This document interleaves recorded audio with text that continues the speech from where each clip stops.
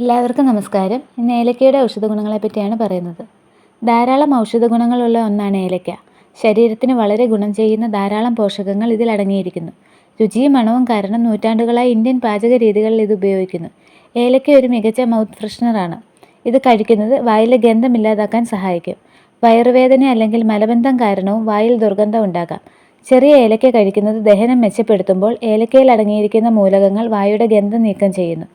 വായിൽ നിന്ന് വരുന്ന ദുർഗന്ധം വളരെ ശക്തമാണെങ്കിൽ എല്ലായ്പ്പോഴും ഒരു ഏലക്ക വായിൽ സൂക്ഷിക്കാം.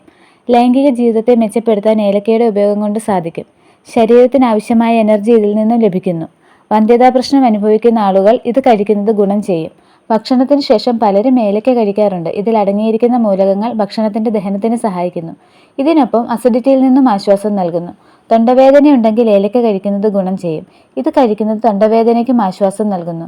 ശരീരത്തിലെ ഫ്രീ റാഡിക്കലുകളും മറ്റ് വിഷാംശങ്ങളും നീക്കം ചെയ്യുന്നതിനും ഏലക്ക നല്ലതാണ്.